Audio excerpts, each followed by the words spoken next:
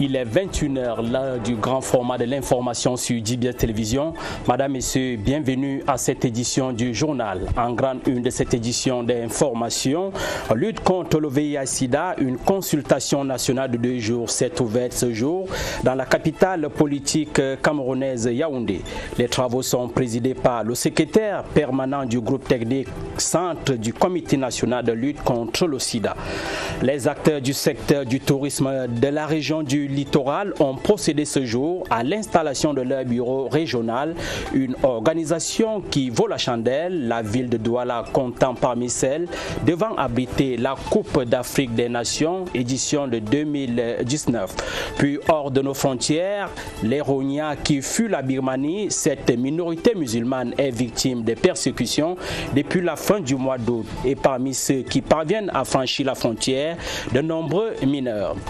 Voilà pour ce qui est de la vitrine. Une fois de plus, Madame, Messieurs, bonsoir et bienvenue à cette édition du journal, le 21h sur JBS Télévision. En titre, lutte contre le VIH-Sida, une consultation nationale de 2 jours sur la prévention se tient depuis ce 14 septembre 2017 dans la capitale politique camerounaise Yaoundé. Les travaux sont présidés par le secrétaire permanent du groupe technique centre du Comité national de lutte contre le sida. Judith Ndongo, Loïc Gebna. La consultation nationale sur la prévention du VIH que préside le secrétaire permanent du groupe technique central du Comité national de lutte contre le sida, Dr Ella Fetam, consiste en la redynamisation de la riposte face à la pandémie. Y prennent part le ministère de la Santé publique, les départements ministériels clés, les organisations de jeunes, les partenaires tels que ONU-SIDA et l'UNICEF. Cette réunion va nous permettre également non seulement de mettre la prévention comme priorité, mais surtout d'élargir la réponse et d'intégrer tous les partenaires en termes de réponse multisectorielle pour qu'ils s'intéressent à la prévention. La prévention est en effet constituée de 5 piliers, parmi eux la prophylaxie pré-exposition, PrEP. C'est une méthodologie qui permet à des personnes qui sont à risque, vraiment comme par exemple les populations clés où la prévalence est très très élevée, où chaque exposition est un risque d'attraper le VIH. À ce groupe-là, on propose la mise sous traitement, la prise des ARV comme prévention.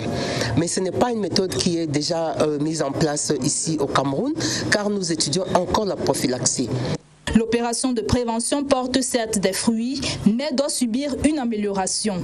À côté de la méthode ABC, abstinence, fidélité, condom, il faut des approches spécifiques.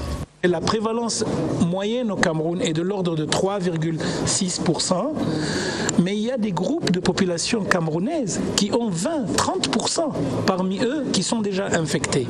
Et donc il nous faut maintenant être un peu plus ciblés, un peu plus sélectifs dans la manière de faire la prévention. À la fin des assises de 2 jours, est attendue l'élaboration d'une feuille de route aux actions bien définies en termes de formation et de mise en œuvre d'un programme national de prévention, coordonné, géré et bien entendu financé. Et voilà un taux de prévalence qui devrait amener les uns et les autres à adopter des comportements responsables car il nous guette le VIH-Sida. Et voici qui pourrait être considéré comme une bonne nouvelle pour 2019, année de la Coupe d'Afrique des Nations que devra abriter au Cameroun. Le syndicat national des travailleurs et exploitants d'hôtels, restaurants et autres activités connexes a procédé ce jour à l'installation de son bureau régional pour le littoral. Le président nouvellement installé s'est dit d'ailleurs être conscient des défis qui l'attendent. Reportage Colin Bekatal, Nono Futur. La salle des conférences de la délégation régionale du ministère du Tourisme et des Loisirs a abrité ce 14 septembre la cérémonie d'installation officielle du bureau de coordination régionale du syndicat national des travailleurs des hôtels, bars, restaurants et activités connexes pour le littoral. Aux côtés des autorités locales, des invités spéciaux ont par leur présence rehaussé l'éclat des assises. Dans la phase des allocutions qui ont succédé à l'exécution de l'hymne national, on a retenu du président national que l'un des buts de ce syndicat est de sauvegarder les intérêts professionnels, sociaux socio-économique des travailleurs du secteur hôtelier. Le représentant du gouverneur de la région du littoral, pour sa part, a rappelé aux membres du bureau installés qu'ils sont sous le coup d'une évaluation. Un rappel que le président régional nouvellement installé a gardé présent à l'esprit. Sur ce, il dévoile son plan d'action. La première action sera déjà de recenser tous les hôtels de la région littorale. Je dis bien tous les hôtels, plus les hôtels non classés parce que même les hôtels non classés reçoivent les touristes. Ceux qui viennent de l'extérieur, et les hôtels non classés, pour pouvoir, en deuxième point, faire un recensement de tous nos adhérents, de tous les membres, parce que on ne peut pas savoir, dans la région littorale seulement, on peut compter environ 30 000 travailleurs dans les hôtels, bars, restaurants, activités connexes. Quand je parle d'activités connexes, c'est les snack bars, les boîtes de nuit, les agences de voyage, les compagnies aériennes même font partie du secteur touristique. Un partenariat avec la téléphonie mobile, Nextel Cameroun en l'occurrence, s'est trouvé opportun avec la CAN en perspective. Nous essayons d'accompagner le syndicat national de Sintrac pour pouvoir, à notre niveau, maximiser nos chances pour avoir le maximum d'entreprises, de clients pour la sérénité de Nextel Cameroun. Entre autres objectifs que se fixe le SINBRAC figure la participation à l'élaboration et à l'exécution des politiques publiques de redressement du cadre légal concernant les travailleurs des hôtels et des activités semblables. Et nous restons à la capitale économique, la mairie a procédé mercredi à la remise du paquet minimum aux responsables d'établissements scolaires de sa municipalité. Invités à utiliser le contenu à bon escient, les directeurs d'école n'ont pas manqué d'exprimer leur désolation quant au contenu de ce paquet minimum. Hervé Mokouri, André Kitcho. C'est une cérémonie de remise du paquet minimum à laquelle se seraient bien passés les responsables d'établissement de l'arrondissement de Douala 5e, très remontés contre son contenu, qualifié de dérisoire et d'insignifiant. Ça ne va même rien servir, même pour une semaine de classe. 4 boîtes de craie, c'est insuffisant. Vraiment, c'est regrettable. Il faut de la craie. Davantage en quantité et en qualité.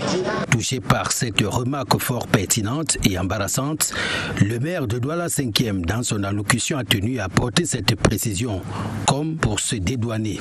Je tiens à souligner que ce que nous vous remettons est ce que votre ministère a mis à votre disposition dans le cadre de la décentralisation. Le sous-préfet a lui aussi apporté son soutien à l'édile. Il y a des récriminations tout à l'heure quant à sa consistance, mais ça ne dépend pas de monsieur le maire. Je pense que nous allons remonter l'information pour que le paquet minimum soit davantage consistant.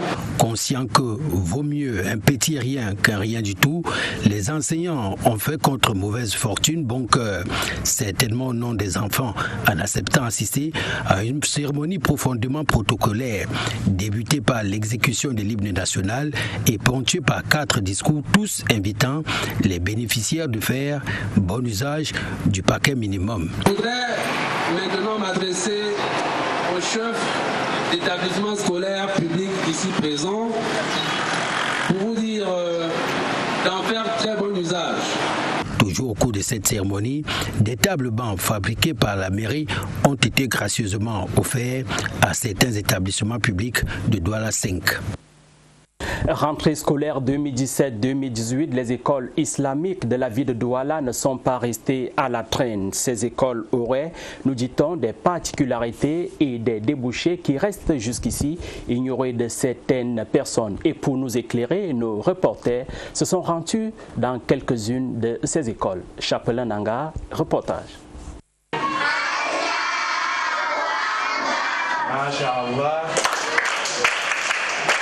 Tout comme les autres écoles, la rentrée scolaire 2017-2018 a été effective dans le groupe scolaire privé islamique Ibrahim situé à Newton Aéroport, Douala 2e. 2 semaines après la rentrée scolaire, les enseignements sont déjà disponibles dans cet établissement scolaire. La formation dans cette école islamique est particulière. Les élèves apprennent non seulement les matières dispensées dans les écoles publiques, mais aussi l'éducation islamique. Nous donnons d'abord l'éducation islamique à nos enfants, avant de leur donner, n'est-ce pas, l'éducation occidentale, qui est, n'est-ce pas, la lecture, les calculs, la même chose qu'à l'école publique. C'est en plus de cela que nous ajoutons la langue arabe, l'enseignement islamique aussi. Voilà pourquoi ici, à l'école islamique Ibrahim, nos enfants sont très chargés. Très chargés dans la mesure où, au lieu de 7 heures ou bien 6 heures de cours que les autres reçoivent, nous aussi on donne 7 heures de cours. Cet établissement est constitué de la maternelle bilingue petite et grande section et d'une école primaire bilingue. L'on se demande alors, après avoir été formé à la base par une école islamique, comment faire pour poursuivre ses études? Les enfants du public que les enfants des autres écoles, on entre dans les lycées. C'est maintenant que nous sommes en train de, dans la mesure du possible, créer des collèges islamiques pour qu'après l'obtention, n'est-ce pas, de leur CEP, ils continuent dans la même lancée dans des collèges islamiques afin de pouvoir entrer peut-être à l'université si possible, mais on verra si Dieu nous donne les moyens de créer des universités islamiques au Cameroun.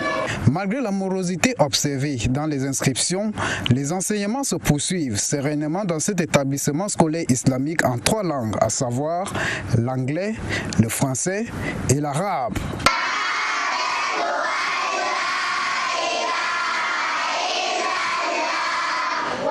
Et nous restons en milieu scolaire pour lever une interrogation ce soir. Êtes-vous pour ou contre l'usage de la chicotte en milieu scolaire? La question alimente les débats depuis un certain temps au Cameroun. En tout cas, les citoyens se sont exprimés sur la question. Les réponses dans ce reportage d'Edwige Biolay sur les images de Nono Fouché. La chicotte, le fouet, c'est selon cet instrument qui sert à infliger des punitions corporelles aux enfants turbulents ou paresseux est pour certains parents et enseignants très utile dans l'éducation tant que cela ne devient pas un châtiment corporel. La chicotte a sa place, mais pas seulement à l'école, partout d'ailleurs. C'est très important que les maîtres utilisent le fouet de temps en temps pour remettre les élèves un peu récalcitrants en ordre. Mais dit qu'on interdit totalement, je ne pense pas que c'est une très bonne chose dans le contexte africain. Il faudrait donc que la chicotte reste éducative et exceptionnelle. Toutefois, d'aucuns estiment qu'elle n'est plus forcément nécessaire dans l'éducation au risque de traumatiser les jeunes élèves. Même si cet enfant a commis des bêtises, il y a plusieurs manières de corriger l'enfant. Ça frustre d'abord l'enfant. Quand on passe le temps à te fouetter, l'enfant même en classe, on pose même des questions, même ceux qui connaissent et qui a les doutes, il ne pourra plus répondre.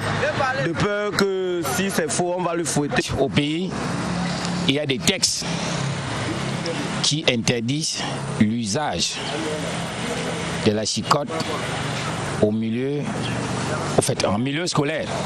En fait, un enfant apeuré a plus de mal à se concentrer s'il associe l'école à la violence, raison pour laquelle cette pratique a été interdite en milieu scolaire suite à de nombreux incidents malheureux survenus dans certaines écoles. Comme disait quelqu'un, les oreilles du noir se situent au niveau des fesses. Même votre petit enfant à la maison de 2 ans, quand vous dites bien, il n'arrive pas. Quand vous prenez la chicotte, il vient en courant, vrai ou faux? Quand vous avez le fouet par exemple, quand il y a beaucoup de bruit, vous dites, je vais sortir le maître de la poche. Si c'est une maîtresse, dit, je sors la maîtresse. Donc directement, vous voyez qu'il y a un peu de calme. Mais il faut quand même la présence de ce fouet en milieu scolaire. Mais on ne doit pas l'utiliser avec toute la dernière énergie. Instrument disciplinaire, la chicotte sert aussi et surtout à faire peur aux élèves. Cependant, il existe plusieurs autres moyens d'affirmer son autorité sans violence. Les petites corrections ou punitions brutales pouvant être remplacées par des conséquences liées à l'action. Le fouet à l'école, mais pas comme si c'était une obligation, ouais, un peu. Parce que c'est pas le fouet qui va faire l'enfant fréquenter, ou bien c'est pas le fouet qui va faire que l'enfant soit intelligent à l'école. On devrait plutôt dialoguer avec nos enfants, ou à défaut leur conseiller, leur dire ceci est bien, ceci n'est pas bien, ou leur faire des petites punitions, mais pas le fouet. Bref, l'enseignant, comme un conteur, n'a pas besoin de chicotte pour attirer l'attention des élèves. Il suffit qu'il dispense son cours de façon passionnante et les élèves se tairont spontanément, quel que soit leur nombre. Fin de formation de l'opération de la 3e promotion de l'opération Action mobile pour des formations permanentes en informatique pour faciliter l'autonomisation et l'insertion des femmes et des jeunes à Douala. Après 3 mois d'intense formation, les apprenants du quartier Newton Aéroport ont reçu le parchemin de l'association porteuse du projet Femmes Action contre la pauvreté. Pour nous, ici sont rendus Ben Adjali et Esther Ngom. L'association socio-humanitaire Femmes en Action contre la pauvreté se redéploie dans le cadre de son programme de vulgarisation de l'outil informatique, par voie en abrégé, l'opération Action mobile pour des formations permanentes pour faciliter l'autonomisation et l'insertion des femmes et jeunes à Douala a livré le 9 septembre 2017 sa 3e promotion. C'était à la chefferie traditionnelle de 3e degré au quartier Newton 1 Aéroport dans la circonscription de Douala 2e. À cette cérémonie de fin de formation en informatique est rehaussée par la présence du chef traditionnel Abdoulaye Fadil et de dignitaires musulmans, le mot du coordonnateur principal du programme par voix Jean-Vivien Abiraïmana, présentant ici la structure et sa nouvelle approche.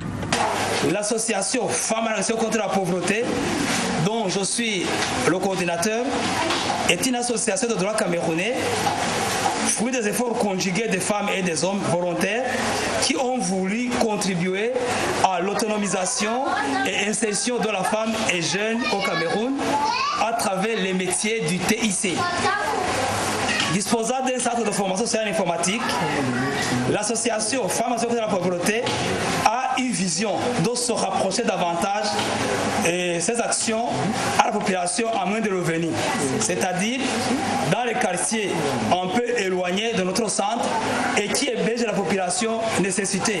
Aux initiateurs de cette opération, les bénéficiaires reconnaissantes. La formation s'est très bien passée, on remercie beaucoup, on remercie le chef du quartier Newton à l'aéroport, on remercie notre représentant, notre professeur qui nous ont formés tous ces 3 mois. Le responsable du programme, Jean-Vivien Abiraïmana.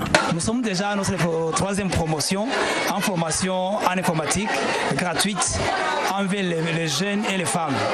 Cette initiative est née suite à la demande des femmes de Newton Aéroport qui nous ont sollicité. L'entreprise a été saluée par les dignitaires et chefs traditionnels. Nous souhaitons que ces femmes qui ont obtenu cette formation soient toujours des femmes exemples. Donc cette formation va aider la jeunesse du Newton Aéroport 1 à essayer de trouver soit un emploi, soit eux-mêmes d'être autonomes en ouvrant peut-être des petits centres de traitement de textes et autres.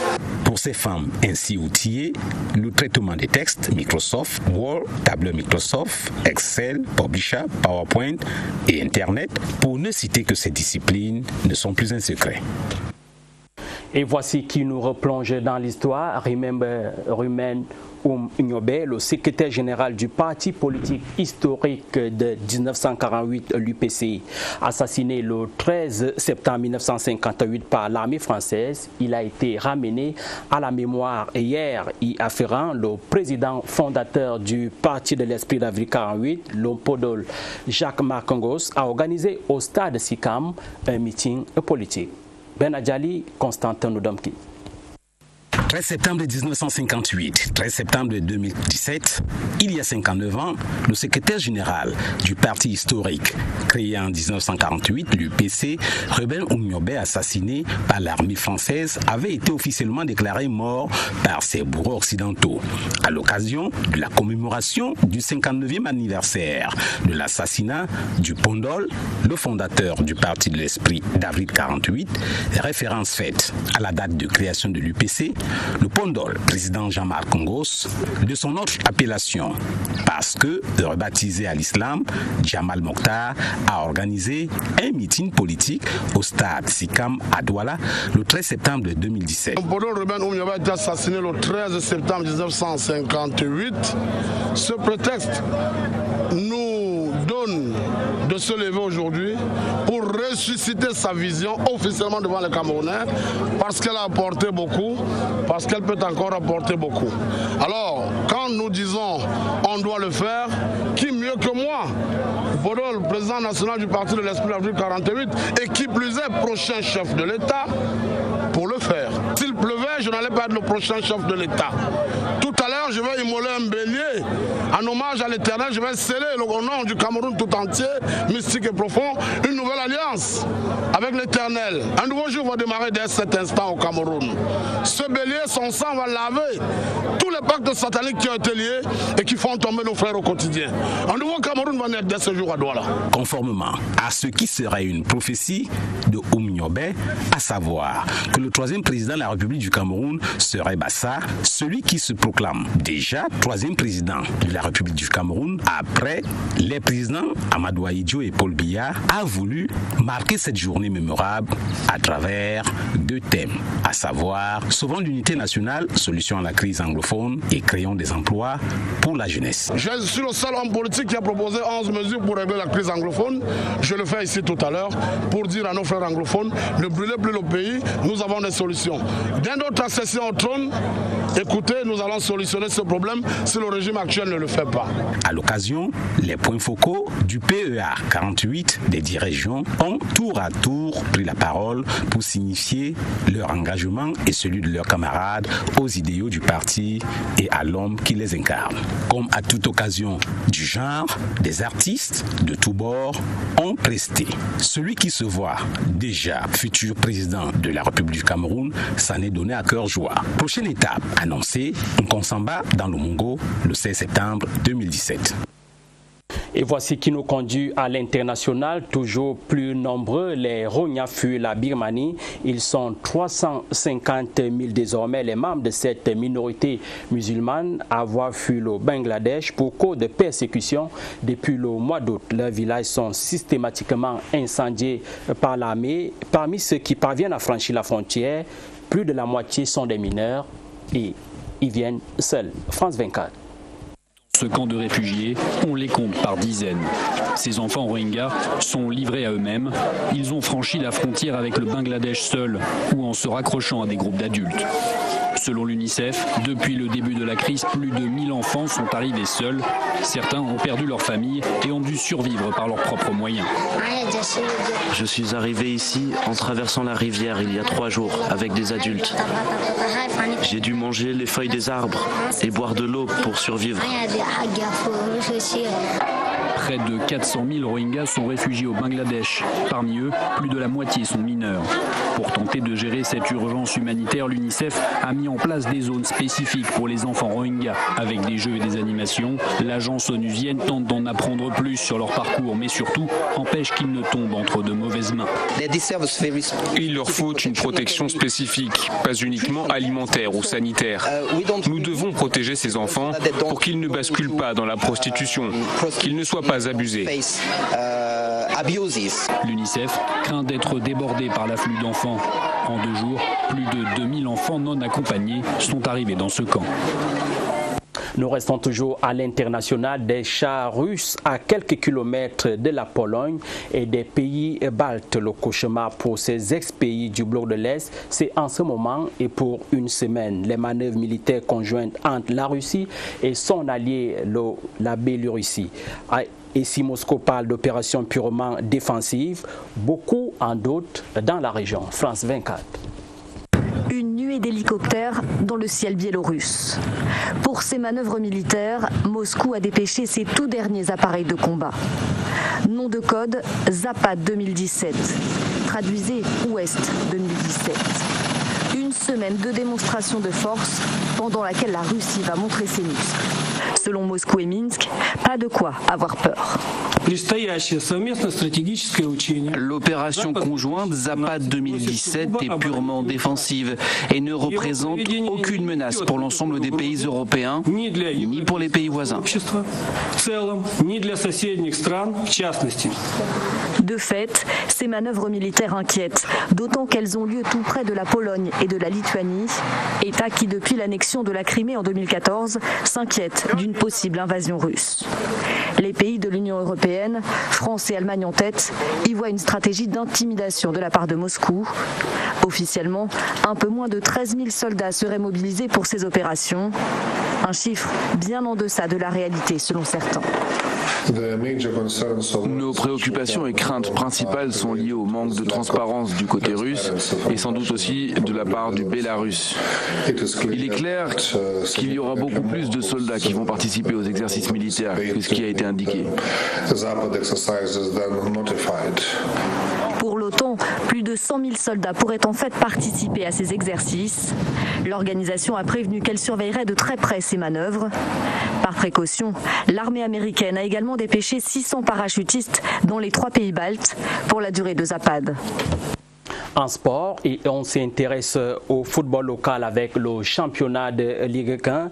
Dimanche prochain, il sera rendu à la 32e journée. Plusieurs grosses confrontations sont donc en perspective. Les clubs luttant pour le titre de champion et d'autres pour éviter la relégation. Ceci nous amène à faire encore le point de la 31e journée qui s'est jouée dimanche dernier. Et c'est avec vous, Ludovic André Malagal. Au vu des multiples reports constatés avant de démarrer la saison en Ligue 1 de football, personne n'était prêt à miser sur la qualité de jeu démontrée par les acteurs des différentes formations et du suspense jusqu'ici démontré, même à moins de 3 journées de la fin. Après 31 journées déjà disputées pour près de 279 matchs enregistrés, la comptabilité au niveau des points est un véritable casse-tête, même si Eding FC, avec 60 points, soit 9 de plus que Coton Sport, s'attire les faveurs selon les pronostics établis d'être champion de la Ligue 1. Cependant, dans le top 5, sa bataille dure pour se trouver une place dans le trio synonyme d'un ticket de qualification en compétitions africaines. Ils se tiennent donc coude à coude. Coton deuxième, pas très rassuré avec ses 51 points, est suivi par APGS de Fou 47 points, puis Stade Rennais, Yon Sport et UMS de Loum, respectivement avec 46 points pour les deux et 43 points. Le maintien est déjà assuré par Bamboutos de Bouddha et Fetchef Sédindico, alors qu'il en faut encore une victoire pour également s'assurer. C'est le cas des équipes constituantes, le ventre mou du classement. La Colombe 41 points, Nusport et New Star 40 points chacune des équipes.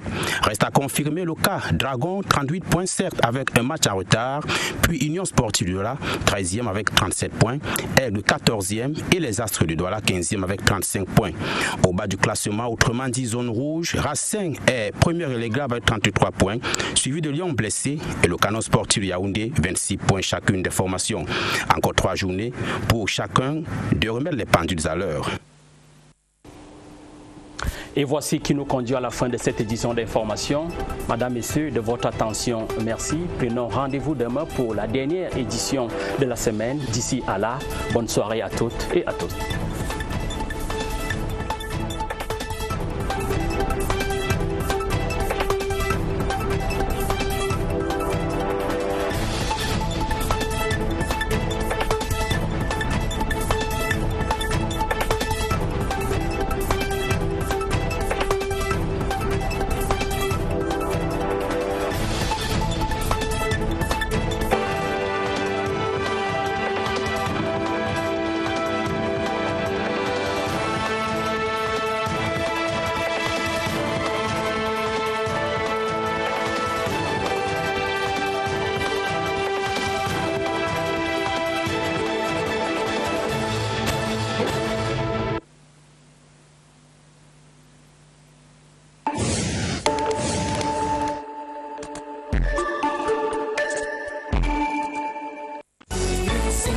l'ouverture du cycle d'ingénierie biomédicale, architecture et design industriel. IUC, un pôle d'excellence en Afrique. Naturally grown from the rich and fertile highlands of Ndawara in Cameroon. Ecologically certified as the best zone for tea production. Naturally processed using the most appropriate technology. Carefully and efficiently packaged to conserve its originality and aroma. Tested for originality and approved as the best. Ndawara Highland Tea, the daily tonic provider.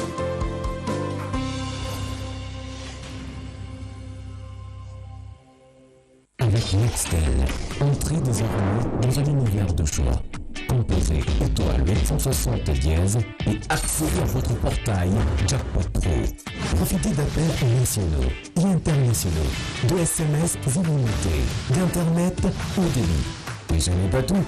Profitez également de Nextel TV pendant 30 jours, à partir d'une souscription Jackpot Pro de 5 000 francs CFA. Pour plus d'informations, contactez le 669 900 000. Nextel, the best 3G network in Cameroon. Mais c'est comment avec les pays là, non? Vous, mes amis, vous serez tous servis. Tiens, mon frère, tu es trop possible les payer là-bas, toi tu te marres comme tout le monde. Maman, les gens ont l'ongrimba ici dehors. Je dis, tu coupes gros comme ça, tu t'en sors même. Je wanda même sur la farine. Je coupe petit, mais la pâte gonfle pas. Mais c'est comment avec les pays là, non? Vous, mes amis, vous serez tous servis. Tiens, mon frère, tu es trop possible les payer là-bas, toi tu te marres comme tout le monde. Maman, les gens ont l'ongrimba ici dehors. Je dis, tu coupes gros comme ça, tu t'en sors même. Je wanda même sur la farine. Je coupe petit, mais la pâte gonfle pas. C'est bon, hein? C'est quoi ton secret? Mon secret, c'est Sauvadio. Sauvadio, c'est encore quoi ça? C'est la farine du moulin Coq Rouge. Et on trouve ça partout. Même dans la boutique à côté là. Bien sûr. Oui, ma caravane est bien de 500. Maman, le résultat est là-haut. Désormais, pour me payer, j'achète la farine Sauvadio. Sauvadio, c'est bon et c'est beaucoup.